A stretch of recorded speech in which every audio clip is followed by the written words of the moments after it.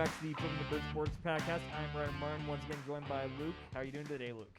I'm doing fantastic. I cannot wait for this Thursday spring game. Finally get some football back, and the other sports right now are very intriguing. Very much so, and I want to start this week's episode off by talking about, in my opinion, the hottest team in UTSA sports right now, the baseball team. Absolutely. We were undefeated against ranked opposition coming into the week. We didn't hold that up, but we remained really hot. We took a series win over Old Dominion. They were ranked 29th coming in. 2-1 series win. Got off to a slow start, of course, in Game 1, lost 0-11. Came back in a big way in Game 2 with a come-from-behind 8-7 victory in extras. And then in Game 3, 13-4 victory, very convincing. And we are right back in the thick of ththings. So, Luke, what did you think of the team this week? Well, I first wanted to start off by saying, I'm a man of integrity.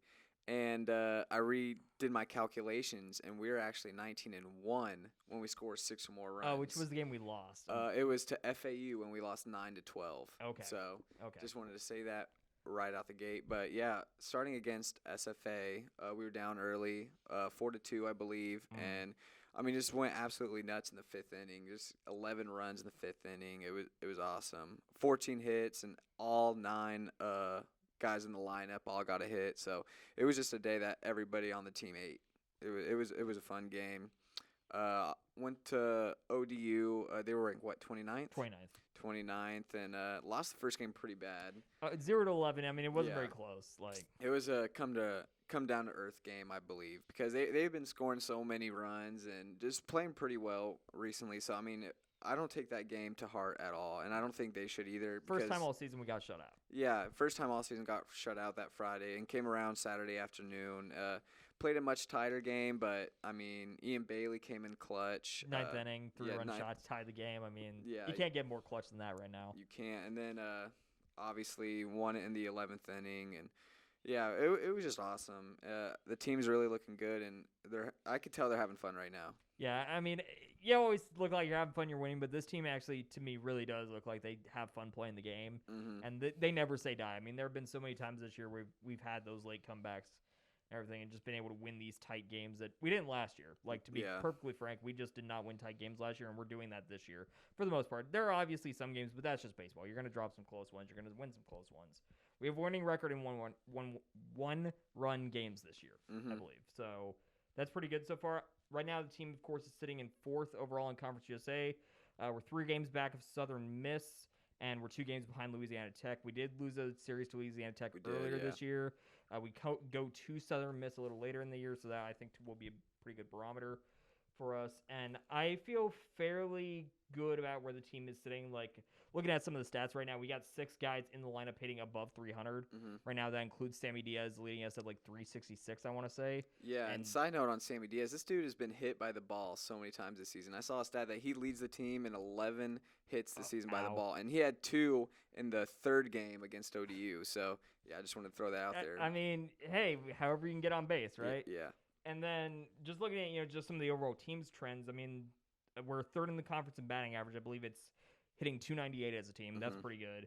We're 2nd in runs scored. That always helps. We're only trailing Southern Miss in that category right now. Yeah. And then we have struck out the 2nd least in the entire league. So we're putting together good at-bats. And then over on the pitching side, we're only 7th right now. We have a team ERA of 5.39. That's okay. But when you have an offense that's doing as well as we are, you can have an average pitching staff and be fine in conference. And then Luke Malone, though, on that pitching staff, of course, we've talked about him a lot the last couple weeks. He does lead Conference USA in ERA at 1.84 right now. So he's pitching amazingly.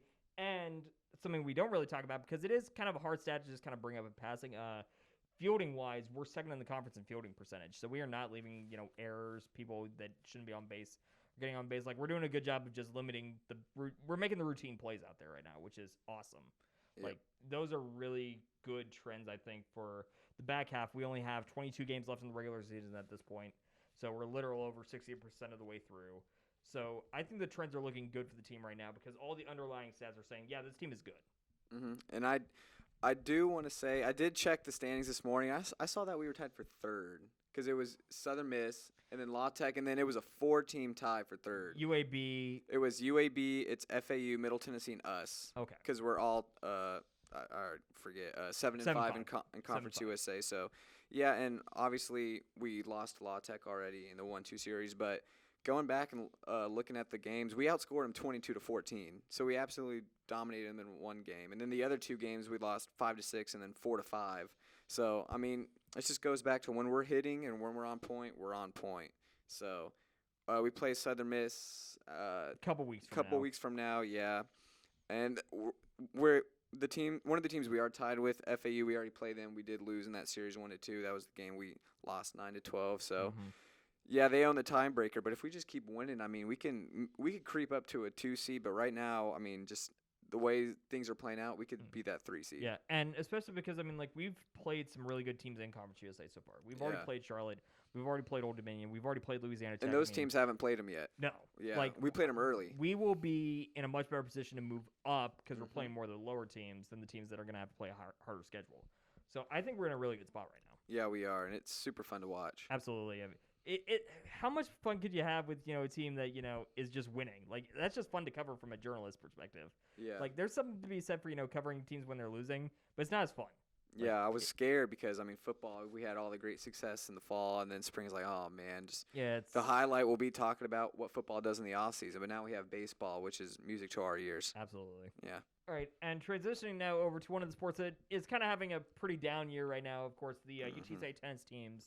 Of course, the women's team has actually gotten back on track slightly. Now, the level of competition they're playing right now is not the greatest, but they have won 3 in a row. Of course, this is off of a 12-game losing streak that's stretched back over 2 months. So at least they're getting some positive momentum going. The men's team, on the other hand, of course, though, they've lost 4 of 5. They're kind of on the downswing right now. They're dropping a lot of games that a lot of our strong, consistent players don't usually drop. So it's been a bit of a struggle for the men's team, and we're only 1 week out from the conference tournament. So, Luke, what are you seeing from these teams now as we're heading in towards conference tournament time? Yeah, well, you said it. Both teams really haven't been good all season long. I mean, if you want to take the last couple weeks, I guess the women are heading in the right direction. They're now, 4-15 overall? Yes. So 4-15.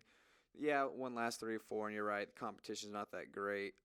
I saw it's their first win since January 30th against Sam Houston. So, I mean, almost 3 months since their last win. Has to feel good. Yeah, they played Prairie View, A&M, New Mexico State, Lamar. They all had terrible records. Yeah, it was like below 500 or 500, I think, with Lamar, I want to say. But, I mean, it was just, not great competition. But, I mean, considering we were losing in not great competition, at least it's a step in the right direction to get some wins. And the men on the other side, I mean, they're 10-11, and they've played actually 8 ranked opponents this year. UTSA's men's team has been, had a really tough schedule. They've played 8 ranked opponents. Obviously, they lost every time, but I mean, struggling around 500, and the conference tournament's 2-3 weeks away. It's early May, right? It's early, late April actually. I want to say it's in the 20s. Okay, yeah. I think you're right. So, I mean, the women having a couple wins definitely helps, but they're not going to go far in this tournament. No, it's going to be a pretty quick crash out, especially because while our doubles teams have actually done a better job recently, a lot of the games that we have won and also some of the games we've lost in the last month, we have been winning the doubles point, which is giving us that early advantage. But singles play for the women have been really rough. Right now, Jasmine Starr at 8-5 and Alexandra Weir at 3-1 are the only roadrunners with winning records in singles play right now. Yeah. And considering that makes up, 6 out of the 7 points up for grabs in a match, if you've only got 2 people that can score, I mean, you're never going to win out there. It's not a winning formula. Definitely not. And I guess they just really have to get ready for this off season. They're not going to go far at all this tournament, but the women at least look like they're heading in the right direction. Men, I mean, I would say have a capability to go farther just because they have played a tougher schedule. But right now it's just the inconsistency, and it really feels like unlike, other teams where you can say, oh, they're peaking at the right time. It feels like for us, we're kind of on the downswing at the wrong time. Is that we're going down heading into a conference tournament, which is just never a recipe for success. And really, when I looked at the men's schedule, they were never getting blown out. It's a bunch of 8-6 and then 4-3s. It was just a bunch of those. So they definitely seem that they could go further. But I'm a firm believer that getting some wins under your belt right before conference or playoff time, whatever you call it, is important. But neither team's going far. You need that momentum on your side, right? Like, you want to be able to get out of the regular season, like, okay, we're feeling good. We're playing our best tennis or best basketball, best whatever the sport is, playing your best heading into your most important games. And right now, I think it's fair to say the men are not playing their best tennis, and that just doesn't give you positive momentum when you really need it. Because especially in tournaments where you're playing 3-4 games in 4 days, that momentum is going to be what's carrying you through most of those days by the end of it. Like, and the lack of momentum is just never a winning recipe. So I think that it's probably going to be a short stay for both teams. You just, hope that maybe, especially with the men, that they can kind of, maybe in this last week, because they do play one more time, like, get a quick, like, clean sweep, 4-0, 5-0, whatever they play to this week, because sometimes tennis scores are weird. Sometimes it's like best of 7. Yeah. Other times they play the whole thing out. It just depends. But get a clean sweep. Like, really feel good about yourselves going in the tournament, and then we'll see what happens. Yeah, we can hope for the best. Yeah. Now, moving on to UTSA football, of course. At the time of this recording, spring games tomorrow. But, of course, by the time this comes out, it'll be over, and we'll be talking about that next week, of course. But there was some very exciting news from the football program this week in that we have a couple new Roadrunners on our side. So, Luke, what was your impressions of, the 2 guys we managed to pick up this week? As a guy who gets called overcritical on UTSA football sometimes, I think it was absolutely huge. I mean, cleaning up our defense and just adding some great pieces. I mean, start off with Pig Cage from LSU. He has not a bad resume. I mean, he played 8 games at LSU and an All-American at Nichols, which is an FCS school, but he still has 3 years of eligibility and obviously has tremendous upside. He had 6 tackles, 3 tackles for loss, and a sack in just those 8 games at LSU. But in the years at Nichols, he had 30 tackles, 1 interception, and 2.5 sacks. So he definitely has a great upside that has yet to be unlocked in 3 years of eligibility. And a red-hot UTSA team, honestly. And we can use him in these big out-of-conference games when we're playing against bigger, faster guys that Texas. He seems to fit in with. And then you go to Nick Troy Fortune from West Virginia, 3-year starter. He had 2 great years. Yeah, I mean, absolutely fantastic years in 19 and 20. Yeah, like, he absolutely really great awesome. years. But knee injury in, I think, the 5th game of 2021. Cut his season short. I mean, you see his stats. He has 77 tackles, an interception, 6 pass breakups. So it's awesome. Yeah, I think that, like you're saying, I mean, this is just a big win for the program, right? I mean, it's a resume builder. We've got guys from Power 5 schools coming here and wanting to play here and making a big deal. Because, I mean, those guys were That's like 4 guys now. Yeah, like Chapman from last year from A&M, and I can't remember the third. It was this. Zay Frazier, yeah, of course. Frazier, yeah, decommitted, of course, because he was going to Kentucky. Yep. And then he flipped his commitment to us, which, is awesome. I mean, like, our secondary is a Power 5 secondary at this rate. Like, yeah, so we're going to have Zay Frazier, and then we're going to have Fortune, and then we're going to have Pig, like, all on our defense. And not to mention, we're already bringing back, Rashad. And Rashad Wisdom. Yeah, it's awesome. Checking 24/7 Sports, UTSA, we're still second in Conference USA behind Marshall in our recruiting ranks. But, I mean, we're not going through Marshall. Teams are going to have to go through us in the conference championship. So it definitely helps.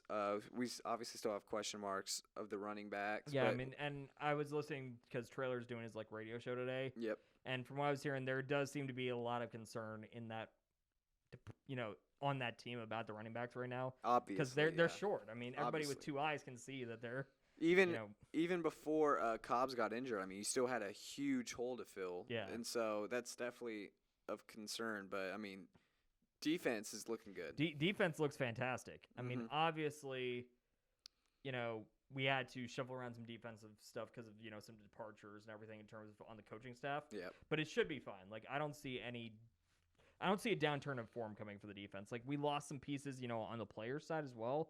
A couple graduates, Hicks and Wiley, of course, are big ones. And a couple other guys, Dantzler, of course. But overall, I think the guys we brought in are going to help so much, especially with the secondary that, to me, last year, the secondary played really well at times. But there were also some times where we were definitely getting burned. Like, if you were going to beat UTSA last year, it was going to be through the air. And now, we have that covered. And the teams we're playing, even though our offense we're interpreting is not going to be as good as last year, but the teams that we're playing, they're not going to have a great defense. Texas does not have a great defense. They're going to try to turn it around this year. Army, they have a strict offense, and they don't make mistakes, but if we have a defense that can hold them, and Houston, who was very offense heavy, that could be how we win these games, or at least stay close and compete in these games. Absolutely. And against UAB, obviously they have a good defense as well, but I mean, that's later down the year, and who knows what can happen when we're clicking at the right time. For all we know, I mean, that running back problem we have could be solved by week 1. Exactly. For all we know, yeah, you're absolutely right. Yeah, you just never know. But, I mean, again, it's just an exciting time for the program because we're getting these resume-building transfers to come in. And I think it means a lot because I think that guys are looking at, like, Tariq Woolen, right? Yeah. They're going, well, he's here, and he's getting drafted, late first, early second round territory, it looks like. Yeah, and I was just seeing on his Instagram, he's taking tours to teams. He was just at Las Vegas. Yeah, he was at Vegas. And now he's at Carolina. Yeah, exactly. I'm not sure where he's going right now, but I know he was on the way to somewhere else. He's a busy man. Yeah, so and that's, I mean, 18-year-olds, 19-year-olds, 20-year-olds, they love to see stuff like that. And we're in Texas. I mean, it's just looking really good right now. I'm very happy for our football team. A lot of positive momentum, as it has been the case, honestly, for the last 3 years. Yeah. This is just another new added benefit of what we've done. Mm-hmm. And I don't know. I don't want to ever get tired of it. Like, it's a really good feeling when you see these guys want to come here. Yeah, and just like Jeff Traylor said, that's the last thing I'm going to say, is right after he was like, this isn't for Jeff Traylor, this is for UTSA. Yes. And he's making a big impact on us, obviously, getting national attention, but he's really all in on us, trying to make the brand good. So shout out to him, and this is great news. Big ups for Coach Traylor out there. Big fan. Yeah. Now moving on to, some more iffy UTSA news, of course. We got to talk UTSA softball a bit. Mm-hmm.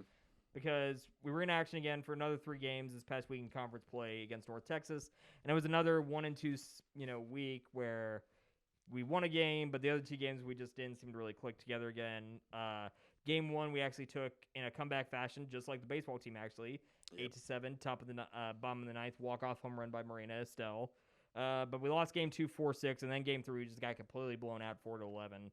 So, Luke, I mean, we've kind of talked about this team for a while now. We've got, again, 20-ish games left of the season. I mean, is there any more time for this team to kind of turn it around, or do we kind of have a good idea of where their season's going? I think we have a good idea where their season's going. And like I say every single week, they're just so young, more than half the roster first or second year. 12-22 right now, and just went 1-2 against North Texas with now 3 straight 1-2 series against conference play. The only conference team that they beat in the series was UTEP when they beat them 2-1. So they're definitely just a young team, and I don't think it's not that it's important for them to turn it around, because this is all experience for them, because they have a building year. They have a long, good future ahead of them. So I think they're doing exactly what they're supposed to be doing. I mean, 5-7 Conference USA, respectable. Yeah, it's about 500. I mean, 2 games under 500. They're just playing and gaining that experience. Yeah. I mean, I do want to, again, shout out that first game, of course, because we were down, and then Riley Grunberg tied it with a 2-run home run. Mm-hmm. And then Estelle came up next batter and, crushed that solo homer for the win and everything. I mean, like, those are fun games. Like, I like seeing, big-time wins like that. And Estelle, I mean, shout out to her. I mean, she's, our primary pitcher, in my opinion, and she's been really delivering with the bat this year. I mean, like, I like 2-way players when it comes to softball, and she's done a really good job for us this year. So, big shout-outs to her, honestly. Yeah, and I really don't see UTSA softball as having like a bad year. I really don't. I mean, obviously baseball's outshining them because they're playing really well right now. Top 3 team in conference. Softball, they're 4th in their own division, but I mean, like, what more could you ask? These girls they're young, and the vets are doing their job. I mean, it's very good confidence momentum to go into next season. Mm-hmm. I mean, they could still turn things around. Like, it's not over. Yeah, no, you got 20 games left to, They've just started conference, like 5-7. They have time. But I don't. It's just not likely to. Yeah, the expectations aren't. I think they're meeting them. I think they're doing exactly what they're supposed to do. I think that's fair. Yeah, that's exactly. a fair point to make. Yeah. Now, moving on from UTSA softball, and with full transparency here, I didn't have a baseball topic here for you today. Mm-hmm. Up until about 5 hours ago, when the Los Angeles Dodgers went and pulled Clayton Kershaw after the 7th inning when he had a perfect game going and only threw 80 pitches. So, Luke, I mean, what do you think about that? Because at least for me, perfect games are so rare. There have only been 23 in history, and the last one was almost a decade ago when Felix Hernandez threw one for the Mariners. August 15, 2012, So, I mean, I don't know. Personally, I hate the idea that we are so beholden to analytics and everything, and that, oh, you probably want to pull him around here, or the fact that, he was coming off an injury, so Kershaw was on a pitch count. But I don't know. I'm not a fan of the fact that we're so beholden to that we're just going to pull a guy after 7 innings at 80 pitches. Like, 80 in the grand scheme of things for a perfect game through 7 is, like, really good. Yeah. And to just pull him and rob him that moment, and of course, the reliever that came in gave up a hit, so we didn't even get a combined perfect game or anything like that. I wasn't a fan of Dave Roberts just going out there and yanking Kershaw after 7 like that. I truly don't know what to feel when it comes to this. So, I mean, 7 innings, 80 pitches, obviously 13 not a pitch strikeouts. count. He was in complete control of that game. And he has a pretty lengthy injury history. Just came off an injury, short off season, so not enough throws under his belt so far. So, yeah, I understand all that. But like you said, it is just so rare. 23 in history. Last one was almost a decade ago.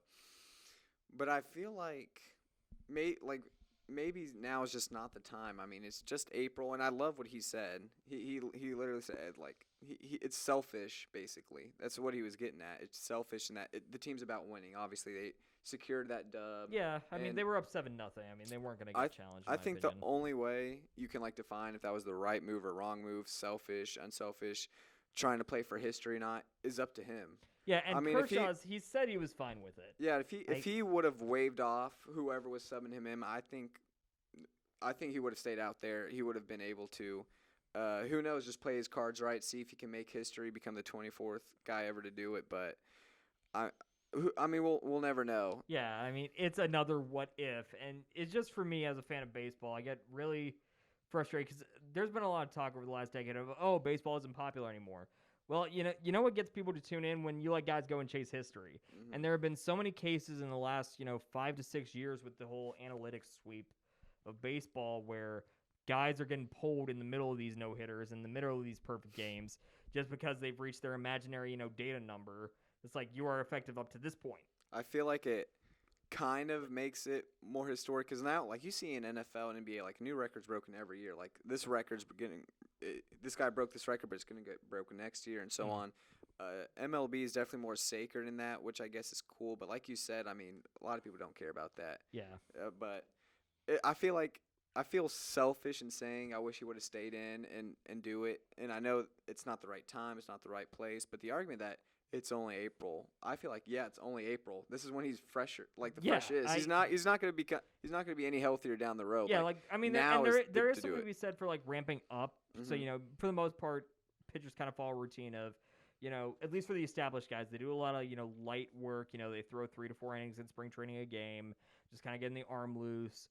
And then early in the season, they're usually throwing 5 to 6 innings, even the aces, and then they start to ramp up like middle of the year. So by the time they get to August, September, October, then they can go a complete game if they absolutely need to, and they're just dominating out there. Yeah. I get that. But it's a perfect game, man. It's a perfect game. And it's just I feel like it's selfish on us to want that in everybody, but it's so rare. That's why I feel like it's just up to him. I mean, if he truly doesn't care, which I don't know how he couldn't, then I guess he's okay with it because he alluded to the possibility that it could happen again. It's whatever. This game's over. We don't care about the stats. We care about the wins, which is all the right things to say. Yeah, I mean, he's saying the company line, really, but like, come on, yeah, it's a perfect. And I get it's selfish. I get it. It's just I want it. Yeah, really. Like if he told me his opinion and a baseball fan tells me theirs, or what, I can literally get on anybody's side for this. Yeah. I'm usually very left or right on a topic, but this one I just don't know which one to get on. Put me firmly down on he should have stayed in and just let him finish it out. Like, because in my mind, looking at the highlights and watching just how in control of that game he was, there's no doubt in my mind that he would have had that perfect game tonight. Yeah, like, I mean, I really feel in my soul he would have gotten it. And now we'll never know. And now we'll never know, which just is infuriating. But that's where we are. Yeah. And the wait continues. August. We have until August before it's been a decade. A whole decade, yeah. And I don't know. I mean, like, we've had a lot of no-hitters lately. Like, last year we set a record, actually. But, I mean, doing a perfect game, especially nowadays where guys are throwing harder and it's more about velocity than it is control, it's really hard to get a perfect game nowadays, just to me, with where the style of pitching has gone. So, I don't know. My money, We don't get one this year, and I don't know if we get one for next year either. I think there's going to be at least 12 years. It's kind of like the game 2016 when Klay Thompson just went off in that third quarter, but then didn't. And then he didn't play at all in the fourth quarter. Like he could have had a franchise record in points in a single game. I think he had like 60 something or 50. I mean, it was super he was close. Up the score on him. He was obviously hot, but they were winning by 20 plus. They sat him out. So you almost hate to see instances like that when they're so close to a record or they have it and they can extend it. But darn load sports management. Yeah. Now, we don't usually talk about professional golf on this podcast and everything. However, the biggest thing in professional golf return, to me, somewhat surprisingly, of course, Tiger Woods came back for the Masters 14 months after his car accident, of course, that nearly amputated his leg and everything. So, Luke, I mean, obviously Tiger didn't win. Scotty Scheffler dominated the field in all honesty. But Tiger, of course, was the biggest story coming out of that tournament. So, just what is your reaction to Tiger coming back when we honestly, at least to me, I didn't think he was going to play again? Yeah, obviously, 14th in the Masters, plus 13. You can look at that. I mean, being in the Masters is obviously incredible. Nobody knows that course better than him in Augusta, but he's still the GOAT. I don't think this diminishes his legacy at all. Nowhere near. And nobody, to me, it actually enhances his legacy. Yeah, because nobody has gone through more injuries in golf than him. And if you look at his injury history, you would think he's like a quarterback or some running back in the NFL. Like, this dude has injuries head to toe all the time. Almost lost his leg last year. From backs to ACLs, from trying to train in army boots. Like, this guy's training methods are crazy and it comes to injure himself. But, I mean, a year later, sometimes less, he'll go back and perform very well. So I think it was absolutely awesome.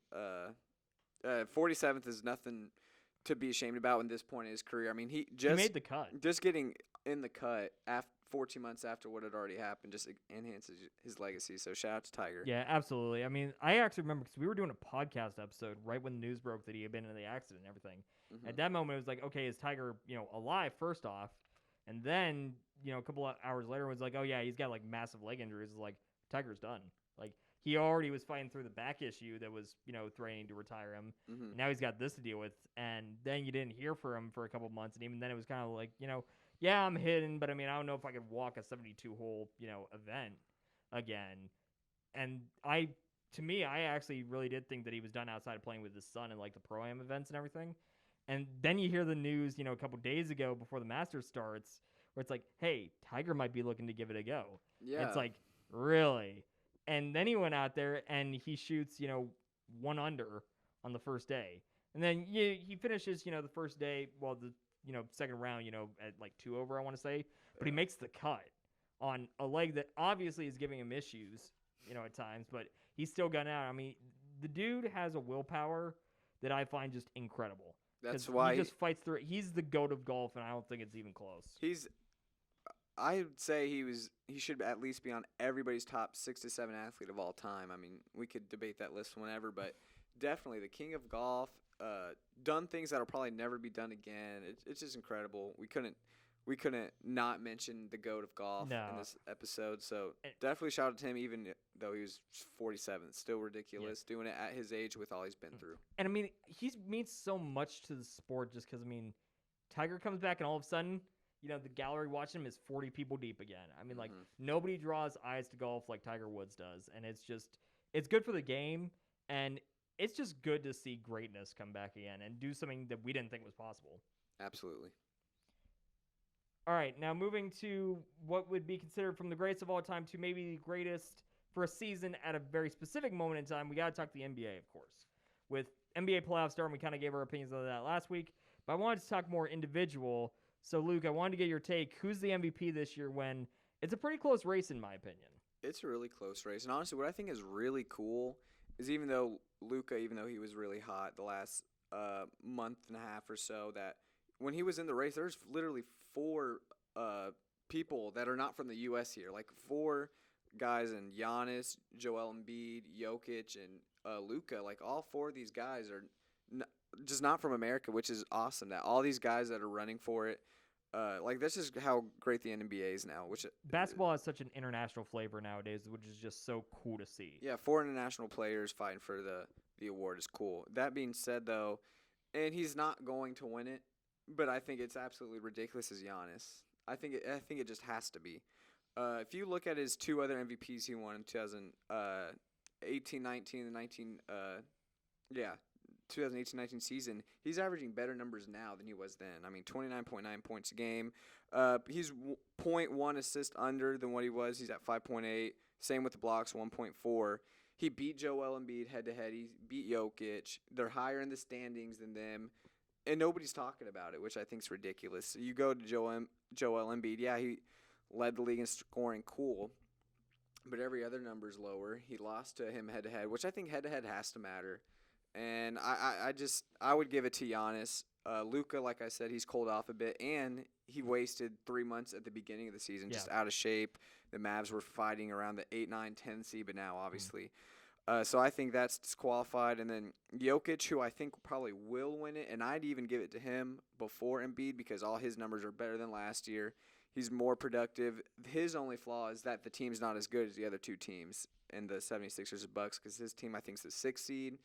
So I think he probably will get it, but I think it should be Giannis. Yeah, I think that you bring up a good point with Luka and the fact that he did waste 3 months at the start of the season. To me, MVP is a season-long award. I know that a lot of people can kind of get caught up in like narratives, like the last 2 months of a season maybe mattering more than the early part. To me, MVP is a full season kind of award. I think I agree with you with Embiid, even though he led the league in scoring and all that. I just think that of the 3 like main candidates, me being Jokic, Giannis, and Embiid is probably my 3rd place guy. Yes, he led the league in scoring, but I mean, you look at some of the other stats. I mean, he has less assists. He led the 3 candidates in blocks, but only narrowly over Giannis. His field goal percentage is much lower, and he doesn't have a certifiable advantage in wins either. Like the Bucks and the Sixers both won 51 games. Yeah, but they beat him head-to-head. Yeah. So I think that even though there's been a lot of like groundswell of, this should be Embiid's award in certain areas, I just don't see it. I think that Embiid is the 3rd place. And then I go to Giannis and Jokic. And I look at Giannis, and I see what you're saying, the fact that nobody's really talking about him.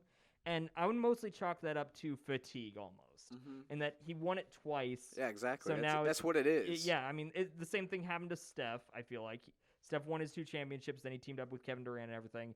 And even when Durant's gone, Steph isn't really getting the votes that I think he probably should be. I thought that, like, he was 3rd last year in MVP voting, I want to say. I thought he should have been 2nd. I disagree. And in fact, when the year Steph won it, I think it should have been LeBron. But anyway.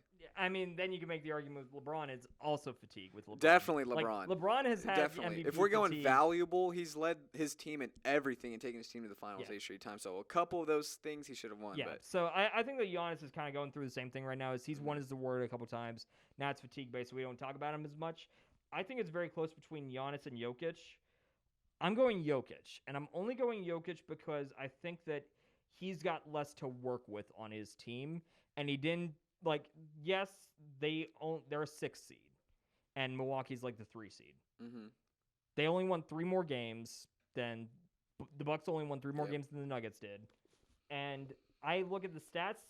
Giannis has the edge in points, 29.9 to 27.1. Jokic has the edge in rebounds, 13.8. He was 2nd in the NBA. To Giannis at 11.6.